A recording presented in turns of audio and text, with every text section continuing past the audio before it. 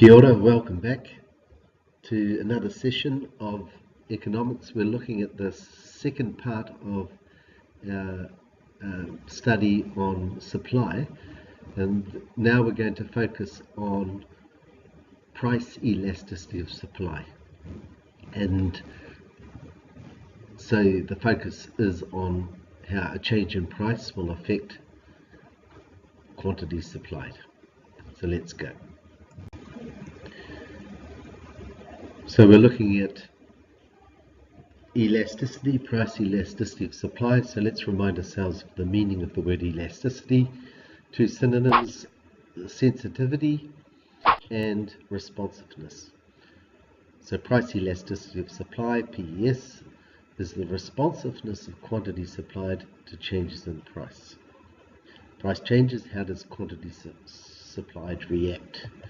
So here you can see the price goes up a little bit, but quantity supplied responds in a rather larger way. And so we can say the relatively small increase has caused a relatively big increase in quantity supplied. So the change in price is less than the change in quantity supplied. In the second example, you've got a relatively large increase in price compared to the response of quantity supplied. So as we can see, the change in price is greater than the percentage change in quantity supplied.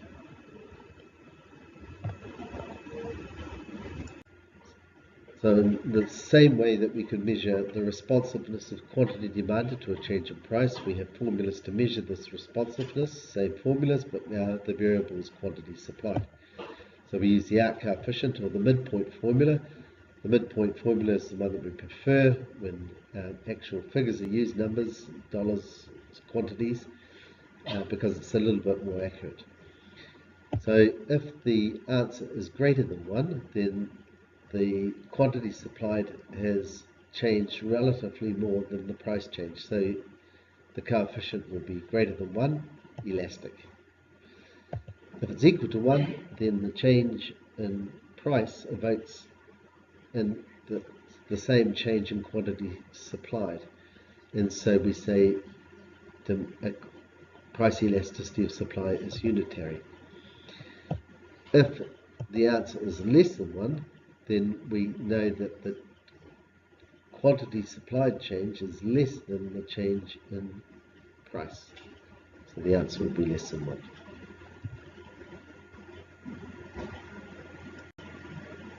Now something new that we're introducing in this part of price elasticity supply is that we can, in economics, we measure time in a very particular way, and time is divided into three periods. And you can see by the three supply curves, each one represents the supply in this time period. So the vertical supply curve, S1, we call the momentary time period, which is in a sense right now, and then we can see it is perfectly inelastic, being vertical. S2 represents the short run time period, and as we can see, it is relatively steep, so that indicates price elasticity will be less than 1, it will be inelastic. And then in the long run, our third time period, it has a relatively elastic supply curve. So let's look in more detail on the next image about. So let's look at some of the details of these three time periods. The momentary time period is the period right now, if you like, in real terms, the moment we're in. And we say, at the moment, at this particular moment, all resources or inputs are fixed in supply. Therefore, even if the price increases and the producer wants to increase quantity supplied, he can't, because the inputs that he needs are not available. So we say that quantity supplied in the momentary time period is equal to 0. Price goes up, quantity supplied cannot respond to the price increase. Secondly, the short run, the definition is not a short period of time necessarily, it is at least one of the inputs or resources that the business needs, the firm needs, is unavailable. Therefore, if the price increases, the producer can respond, he can increase quantity supplied, but only by a small amount relative to the change in price, because some of the resources needed are not available. So the supply curve is relatively inelastic. So when the price rises significantly, quantity supplied can respond, but by not a great deal. Now in the long run, all the inputs or resources are available. Therefore, if the price increases, the producer can easily increase quantity supplied, can easily respond, and by a large amount, of course, and this is because all those resources are available that he needs. So the supply curve is relatively elastic. So a small change in price, a large increase in quantity supplied. So the coefficient is greater than 1. Now these are just a series of exercises to help you become more familiar with the concept of availability of resources and price elasticity of supply.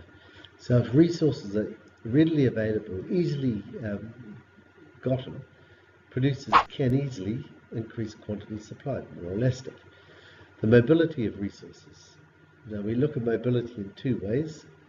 Occupationally, so for a worker, can they change from one job, say being a teacher, to working in a bank, to another? If labour can easily be trained to produce other goods and services, supply will be much more elastic. If a building can easily be converted to use or produce another good, then the supply will be more elastic. If ACG could use this building for something else other than education, you'd say it's occupationally mobile, but it's certainly not geographically mobile. Labour, on the other hand, can be fairly mobile, can move from place to place geographically, and if it can move, well, it's going to be more elastic, for supply can respond more easily because workers will come. But if workers don't want to move away from Prince and Tammy to other regions where the lifestyle, leisure, activity, weather is not as good, then supply will be less elastic.